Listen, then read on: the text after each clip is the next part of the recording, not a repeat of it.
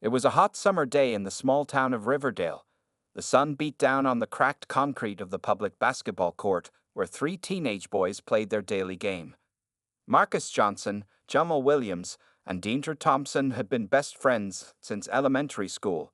Now, all 16 years old, they spent most of their summer days on this court, dreaming of better futures while the world around them struggled. Marcus wiped sweat from his forehead as he passed the ball to Jamal. He was the tallest of the three, with long arms that made him good at blocking shots. His mother worked two jobs to keep food on the table, and he helped by looking after his younger siblings most evenings. "That's game point," Jamal shouted as he made the shot.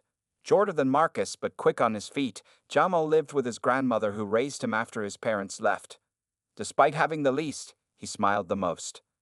Deandra grabbed the ball as it fell through the hoop. "One more game before we head home," he suggested, checking the time on his old phone. His father had been laid off from the factory last month, and tension had been high at home. Basketball was his escape. The boys played hard, their laughter and trash talk filling the air. None of them had fancy shoes or expensive clothes. Their basketballs were worn, and the court had cracks where weeds pushed through. But when they played, none of that mattered. "Hey, did you guys hear about that new tech company opening downtown?" Deandra asked between breaths. "They say they're hiring." Marcus shook his head. "My mom says those jobs are only for people with college degrees." "Then we need to get college degrees," Jamal said simply, as if it were just another game to win. The three boys had made a pact in middle school. They would find a way to go to college, no matter what it took. But as high school continued, reality was setting in. College was expensive. Scholarships were hard to get, and their school counselors seemed to push trade schools more than universities when talking to kids from their neighborhood. As the sun began to set, they decided to call it a day. They grabbed their water bottles and started walking home along the river path. This wasn't their usual route, but construction had closed their normal way. "My mom's making her famous chicken tonight," Marcus said. "You guys should come over." Deandra nodded. "I'll ask my dad. He's been in a better mood since he got that interview." Jamal was about to answer when a strange sound caught his attention. "Do you guys hear that?" The boys stopped walking. At first, they heard only the rush of the river beside them. Then they heard it clearly, a woman's voice, high and panicked, screaming for help. Without a word, the three friends broke into a run toward the sound. They rounded a bend in the path and saw a well-dressed woman frantically pointing at the water. Her stroller was tipped on its side, one wheel still spinning. "My baby," she screamed when she saw them. "My baby fell in the river." The boys looked at the fast-moving water and saw a small splash of pink about 20 feet out, being carried away by the current. In that moment, everything changed. These were not just three ordinary boys from a struggling neighborhood anymore. They were now the only hope for a child's life. And the decision they made in the next few seconds would set in motion events none of them could have imagined. What happened next would not only save a life but would change their own forever. "My baby!" The woman's scream pierced the air again. Her eyes were wide with terror as she pointed to the pink bundle being swept downstream. Marcus didn't think twice. He kicked off his worn sneakers and jumped into the river. The cold water shocked his system, but he pushed forward with strong strokes. Behind him, he heard another splash. Jamal had jumped in too. Deandre stayed on shore, quickly pulling his phone from his pocket. "I'm calling 911, he shouted, his fingers trembling as he dialed. The woman collapsed to her knees on the riverbank. "Please save her, please. Her name is Emma." The current was stronger than Marcus expected. The river looked calm on the surface, but underneath, it pulled at his legs like hungry hands. He had learned to swim at the community pool during free lessons when he was younger, but this was different. This was dangerous. "I see her," Jamal called out, swimming hard to Marcus's right. The small bundle in pink, little Emma, was floating face down now. A tiny arm poked out from the frilly dress. She wasn't moving. On the shore, Deandre spoke quickly to the emergency operator. "There's a baby in Riverdale River, near Oak Street Bridge. Two of my friends jumped in to save her. We need help now." The operator asked questions that Deandre answered while keeping his eyes on his friends in the water. He paced along the shore, following their progress downstream. In the water, Marcus's muscles burned. His clothes were heavy, pulling him down. He thought of his little sister at home, not much older than this baby. The thought gave him new strength. He pushed forward, closing the gap between himself and Emma. Jamal was closer. With a final burst of energy, he reached the baby and grabbed her tiny dress, but the current almost tore her from his grip. "I got her," he shouted, then immediately coughed as water splashed into his mouth. "Help! She's heavier than I thought." Marcus swam to Jamal's side. Together, they held the baby above water. Her skin was blue, her eyes closed. "We need to get to shore," Marcus shouted over the rush of water. They tried to swim toward the bank, but the current pushed them further downstream. Their strength was fading fast. Deandra ran along the shore, pointing to a low-hanging tree branch jutting out over the water. "There, grab that branch." The boys saw it and aimed their path toward it. With the baby held between them, they fought against the current. Inch by inch, they moved closer to the branch. "Almost there," Deandra encouraged from the shore. Marcus reached out, his fingertips brushing the rough bark. He missed. The current pulled them further. He reached again, stretching until his shoulder burned.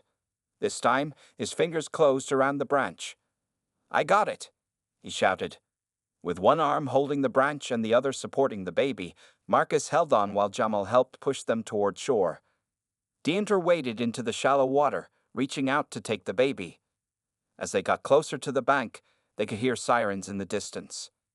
The woman ran to them as they finally reached the shore, all three boys gasping for breath. Deandra gently laid the baby on the grassy bank. Emma wasn't breathing. "Does anyone know CPR?" Deandra asked, panic in his voice. "I do," Jamal said.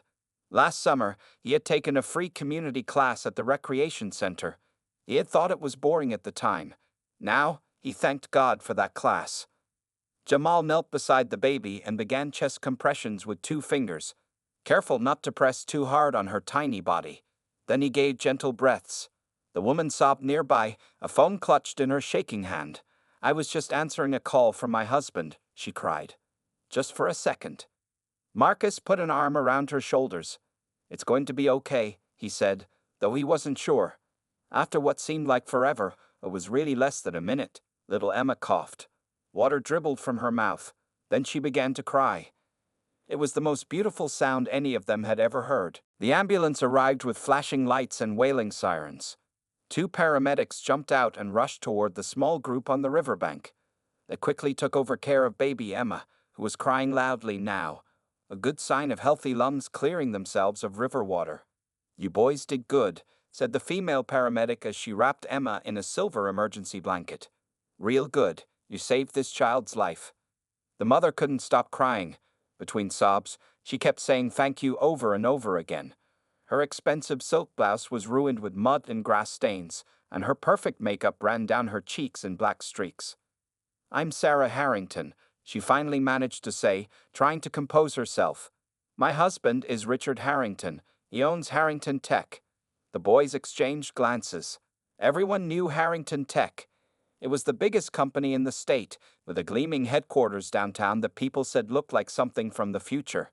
A police car pulled up behind the ambulance. 2 officers got out and began asking questions. They took notes as the boys explained what happened. "Where did you learn to swim like that?" one officer asked. "Community pool," Marcus answered. "Free lessons every summer." "And the CPR?" the officer asked Jamal. "Free class at the rec center last year," Jamal said with a shrug. The officer nodded, impressed. Those programs just paid off big time. While the police took statements, the paramedics finished checking Emma. "We should take her to the hospital for observation," the male paramedic said to Sarah. "Standard procedure for near drowning, even though she seems fine now." Sarah nodded, never taking her eyes off her baby. "Of course, whatever she needs." As they prepared to load Emma into the ambulance, a sleek black car screeched to a halt next to the police car. A tall man in an expensive suit jumped out, his face pale with worry. "Sarah, Emma," he shouted, running toward them. "Richard," Sarah cried, falling into her husband's arms. "She's okay. These boys saved her." Richard Harrington looked at the 3 teenagers standing awkwardly to the side. They were soaking wet, their clothes clinging to them. Marcus and Jamal were shivering now that the adrenaline was wearing off. Deandra had given his dry t-shirt to Jamal and stood in just his undershirt. For a moment, no one spoke. The richest man in the city stared at three boys from the poorest neighborhood. Then he did something that surprised everyone. He fell to his knees in the mud. "Thank you," he said, his voice breaking. "Thank you for saving my daughter." The boys shifted uncomfortably, not used to seeing a grown man, especially such a powerful one, showing so much emotion. "It's okay, sir," Marcus said quietly. "Anyone would have done the same." Richard shook his head. "No, not everyone would have risked their lives." He stood up and looked at them more carefully. "You're cold. You need dry clothes." He turned to one of the police officers. "Can you give them a ride home?" "Actually," Sarah interrupted, "the paramedics want to check them too. They were in that freezing water for several minutes." The paramedics nodded in agreement. "We should make sure they're okay." "I'll follow the ambulance to the hospital," Richard said, making a decision. "Boys, come with me. We'll get you checked out and get you dry clothes." The three friends looked at each other, unsure what to do. "We should call our parents," Deandre said. Of course, Richard agreed. He took out his phone, the latest model, not even available to the public yet. "Give me their numbers. I'll explain everything." As Richard made the calls, the paramedics loaded baby Emma into the ambulance. Sarah climbed in beside her. "Come on," Richard said to the boys after finishing the calls. "Your parents know where you'll be. They said they'll meet us at the hospital." The boys followed him to his expensive car, leaving wet footprints on the fine leather seats. As they drove away, following the ambulance, none of them could have imagined what would happen the next day. Their lives were about to change forever. The hospital waiting room was busy with people coming and going. Marcus, Jamal, and Deandre sat together on plastic chairs, each wearing hospital scrubs. Their wet clothes were in plastic bags at their feet. They felt out of place in the bright, clean building. "Do you think the baby is really okay?" Jamal asked quietly. His grandmother had arrived first, sitting next to him and patting his hand with pride. "The doctor said she was doing fine," Marcus answered. His mother had come straight from her job at the diner, still wearing her waitress uniform. She couldn't stop hugging him and telling everyone who would listen what her son had done. Deandra's parents sat nearby, his father looking uncomfortable in the fancy hospital. "I still can't believe we're sitting in the same room as Richard Harrington," Deandra's father whispered. Across the waiting room, Richard Harrington was talking to a doctor. He kept looking over at the boys and their families. When the doctor left, Richard walked over to them. "Emma is perfect," he announced with a wide smile. "Thanks to you three, she doesn't even need to stay overnight." The families clapped and smiled with relief. "Mr. Harrington," Deandra's father said, standing up and extending his hand. "I just want to say how proud we are of our boys." Richard shook his hand firmly. "Please call me Richard. And I'm the one who is grateful, if your sons hadn't been there." He didn't finish the sentence. He didn't need to. A nurse came to tell Richard that Sarah and Emma were ready to leave. Before he went to get them, he turned back to the three families. "I'd like to invite all of you to my home tomorrow," he said. "For lunch, I want to thank you properly." The parents looked at each other, surprised. "That's not necessary," Marcus's mother said. "We're just glad the baby is safe." "I insist," Richard said. He took out his business card and wrote something on the back. "This is my home address. Please come at noon tomorrow. My driver can pick you up if you need a ride." Before anyone could argue, he added, "It would mean a lot to Sarah and me. Please."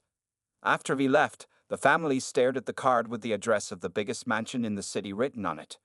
"Are we really going to go?" Jamal asked his grandmother.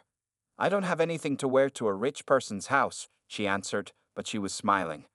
The next day, a sleek black limousine arrived in their neighborhood. People came out of their homes to stare as the three families climbed in, dressed in their best clothes. "I've never been in a car this nice," Deandre said, touching the leather seats carefully. The drive took them across town, from their neighborhood of small houses and apartment buildings to the area where the rich people lived. The houses got bigger and further apart as they drove.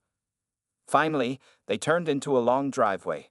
Through the trees, they could see a huge house made of stone and glass. It looked like something from a movie. "Do people really live like this?" Marcus whispered to his mother. The driver opened the car doors for them. As they stepped out, Richard and Sarah Harrington were waiting at the front door. Sarah was holding Emma, who was dressed in a pretty blue dress and looked perfectly healthy. "Welcome," Richard called out, walking down the steps to greet them. "Thank you so much for coming."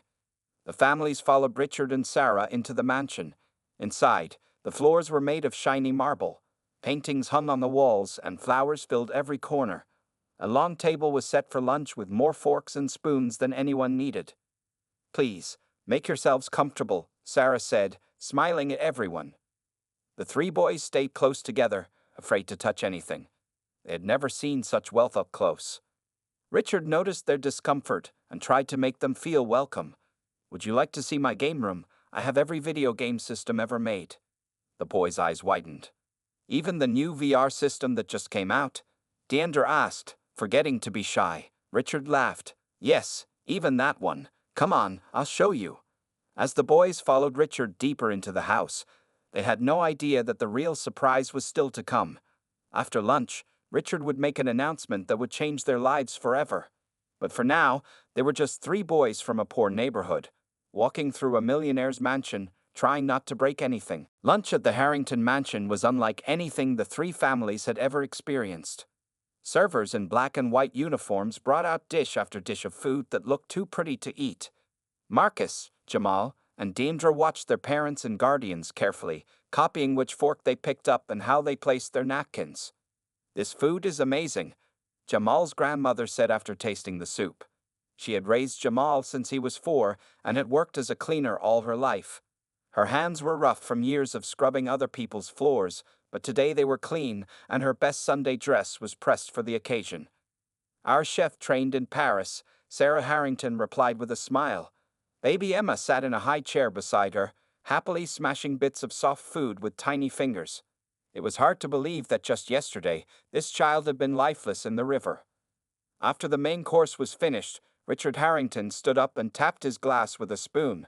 The room went quiet. "I'd like to make a toast," he said, raising his glass. "To 3 young men who showed extraordinary courage and saved our precious Emma." Everyone raised their glasses. The boys looked down at the table, embarrassed by the attention but also proud. "I've been thinking a lot since yesterday," Richard continued, setting his glass down. "About courage, about community, and about opportunity." The room was silent as he walked to a side table and picked up a folder. "I grew up in a neighborhood not so different from yours," he said, surprising everyone. "My father worked in a factory. My mother cleaned houses. We didn't have much." The parents exchanged looks of disbelief. Richard Harrington was one of the richest men in the state. His face was on business magazines. How could he have come from humble beginnings? "When I was 18, I got lucky," Richard continued. "I received a scholarship to college. That scholarship changed my life. Without it, I would never have started Harrington Tech. I would never have met Sarah. I would never have had Emma." He opened the folder in his hands and looked at the 3 boys. "I've been looking for a way to give back to communities like the one I came from. Yesterday, when you saved my daughter, I knew I had found my answer." Richard walked around the table, stopping behind the 3 teenagers. "Marcus," he said, placing a hand on Marcus's shoulder. "Your mother tells me you're excellent at math and science, but you're worried about college costs." Marcus nodded, surprised that his mother had spoken about this. "Jamal," Richard continued, moving to the next boy. "Your grandmother says you want to be a doctor someday." Jamal's eyes widened. He had only told his grandmother about this dream late at night when they talked about the future. "And Deandra," Richard said, stopping at the last boy. "Your parents say you have a talent for computers and figuring out how things work." Deandra looked at his parents, who nodded encouragingly. Richard returned to his place at the head of the table and opened the folder. "I've spent the morning talking with my lawyers and financial advisors. I've decided to establish the Emma Harrington Foundation." He pulled out 3 papers and handed one to each boy. "These are letters confirming full scholarships for each of you, not just for 4 years of college, but for any graduate studies you wish to pursue after that. Medical school, law school, business school, whatever you choose." The room went completely silent. Then Marcus's mother began to cry. "This is too much," she said through her tears. "No," Richard replied firmly. "This is just the beginning." He looked at each boy in turn. "You saved my daughter's life. How can I put a price on that? But more importantly, you showed me what I can do with my resources. The Emma Harrington Foundation will provide scholarships for deserving students from your community every year from now on. The three boys stared at the papers in their hands. Just yesterday, they had been playing basketball on a cracked court, worrying about how they would ever afford college. Now, their futures were secure. But Richard wasn't finished. His next announcement would surprise them even more. The room was still in shock from Richard's announcement about the scholarships. Marcus, Jamal, and Deandra kept looking at the papers in their hands as if they might disappear. Their parents and grandmother sat with tears in their eyes, unable to speak. Richard Harrington smiled at their reactions, but he wasn't done yet. He pulled out 3 more envelopes from his folder. "The scholarships are just the beginning," he said. "I believe in investing in potential, and I see tremendous potential in all 3 of you." He handed an envelope to each boy. "These are official offers for paid internships at Harrington Tech, starting this summer. You'll work 15 hours a week during the school year and full-time during breaks. The pay is $20 an hour." Deandra's father gasped. That was more than he had made at the factory before being laid off. "But sir," Marcus said, finding his voice, "we don't know anything about working at a tech company." Richard nodded. "That's why it's called learning, young man. You'll start in departments that match your interests and skills. Marcus, with your math ability, you'll work with our finance team. Jamal, you'll work with our medical research division. And Deandra, you'll join our software development team." The boys looked at each other, eyes wide with excitement and fear. "But there's more," Richard continued. He turned to the parents. "Mrs. Johnson, you're working 2 jobs now, correct?" Marcus's mother nodded, surprised that he knew this. "I'd like to offer you a position as office manager in our human resources department. The salary is $60,000 a year with full benefits." Marcus's mother covered her mouth with her hand, unable to speak. "Mr. and Mrs. Thompson," Richard said, turning to Deandra's parents. "I understand you've been looking for work, sir?" "Yes," Deandra's father said quietly. "The factory closed 3 months ago. Harrington Tech needs a new head of security. The position pays $75,000 a year. And Mrs. Thompson, if you're interested, our community outreach department has an opening." Deandra's parents held hands tightly, squeezing so hard their knuckles turned white. Richard turned finally to Jamal's grandmother. "Miss Williams, I understand you've worked hard all your life." The old woman nodded, her back straight despite her years of labor. "Would you consider a position as a mentor in our youth program? We need someone with wisdom and experience to guide young people. The hours are flexible, and the pay is generous." Jamal's grandmother wiped a tear from her eye. "I would be honored," she said. Sarah, who had been quiet during Richard's announcements, spoke up. "We also want to help with your living situations. We own several properties near Harrington Tech headquarters. They're nice apartments in safe neighborhoods, close to good schools. We'd like to offer them to you, rent-free for the first year, and then at a reduced rate after that." The families looked at each other in disbelief. Just yesterday, they had been struggling to pay bills, living in neighborhoods where gunshots were common at night, and worrying about their children's futures. Now, everything was changing.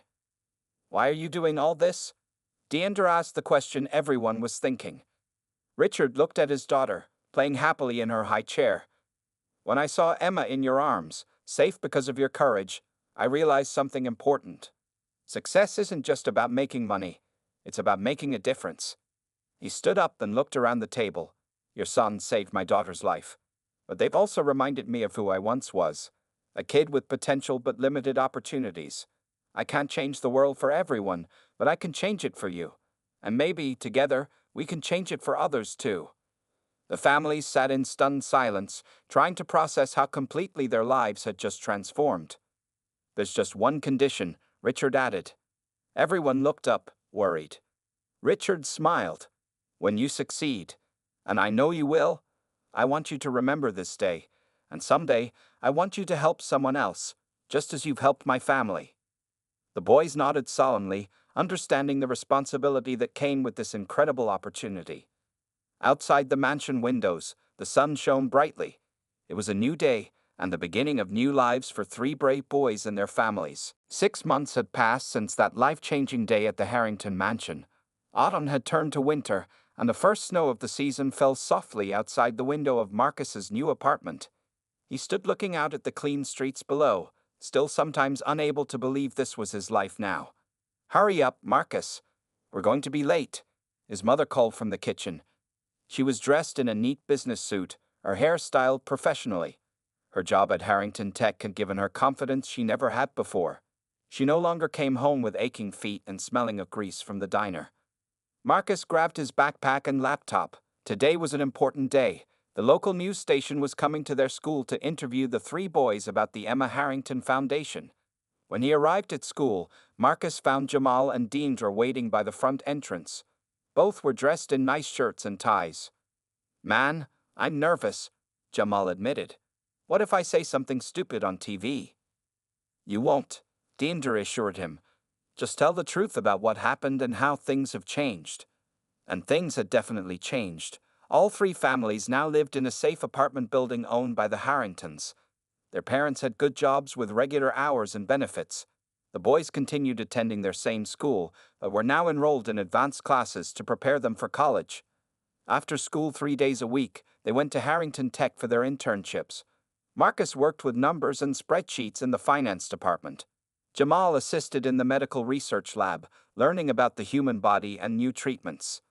Deandra had already impressed everyone in the software development team with how quickly he learned coding. Inside the school auditorium, cameras were set up and lights shone brightly on 4 chairs, 3 for the boys and 1 for Richard Harrington, who had just arrived. "How are you young men doing today?" Richard asked, shaking their hands professionally. Since that day at his mansion, he had become a regular part of their lives, checking on their progress and offering advice. The news reporter, a woman with a bright smile, gathered them for the interview. "Ready, boys? Don't be nervous. Just pretend you're talking to me, not the camera." The red light on the camera turned on, and the interview began. 6 months ago, 3 teenage boys from Riverdale's East Side neighborhood made a split-second decision that would not only save a child's life, but transform their own. Today, we're talking with Marcus Johnson, Jamal Williams, and Deandra Thompson about their heroic rescue and the foundation that was created in its wake. The reporter turned to the boys. "Tell us about that day at the river. What made you jump in without hesitation?" Marcus spoke first. "We didn't really think about it. We just heard a mother screaming for help and saw a baby in danger." "Was it scary?" the reporter asked. Jamal nodded. "The current was stronger than we expected. For a moment, I thought we might not make it back to shore, but all I could think about was that little baby." "And now your lives have completely changed," the reporter said. "Can you tell our viewers about the Emma Harrington Foundation?" Deandra explained. "The foundation provides scholarships for students from our neighborhood, not just for us, but for many others. It also offers internships and job training for parents." Richard added, "We've already awarded 15 scholarships to students who might otherwise never have had the opportunity to attend college. Our goal is 50 scholarships per year, plus support services to ensure these young people succeed." "And how has your life changed personally?" the reporter asked the boys. They looked at each other, almost embarrassed by their good fortune. "I never thought college was possible for me," Marcus admitted. "Now I'm taking advanced placement classes and planning to study finance." "My grandmother doesn't have to clean houses anymore," Jamal said. "She works with kids now, teaching them the wisdom she taught me." "My dad has his dignity back," Deandra said simply. "That's the biggest change." The reporter nodded, visibly moved by their answers. "And what would you say to other young people in your community?" Marcus thought for a moment. "I'd say that one moment can change everything. We didn't jump in that river to get rewards. We did it because it was right. But doing the right thing opened doors we never knew existed." As the interview concluded, the camera panned out to show all 4 of them together. 3 boys from humble beginnings and the millionaire whose baby they had saved, all working together to change not just their own lives, but the lives of many others. The ripple effects of that day at the river were just beginning to spread. 5 years had passed since that fateful day at the river.